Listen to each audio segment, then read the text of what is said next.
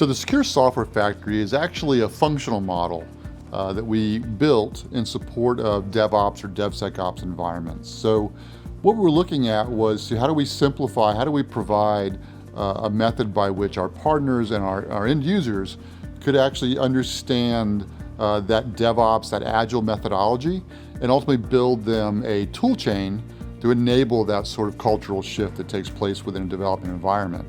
So to that effect, we actually, the outcome really is a collection of vendors that we've actually married up together where they're all best of breed within their different functional areas. And we brought them together in order to build out this world-class DevSecOps toolchain.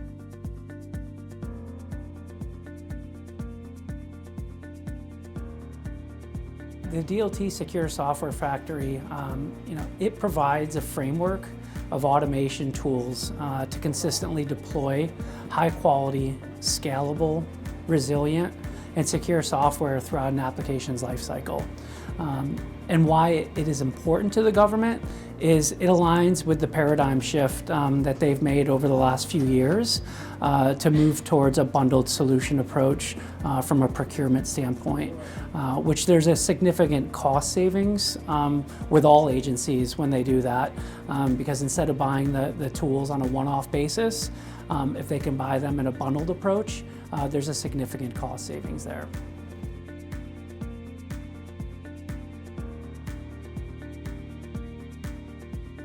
DLT makes both our application lifecycle framework and our Secure Software Factory functional model available to our partners.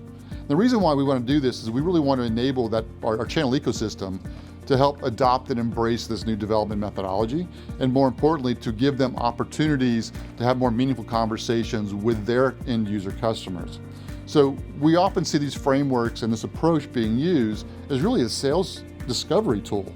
Help our partners better understand the requirements of what our public sector end users are looking for. So as an example, by taking our functional model or taking our framework and using that as a conversation enabler with an end user, you can better understand kind of where they are in their DevOps journey, what tools they might already have, what gaps they may have, and this helps our partners identify the next best opportunity to go and pursue.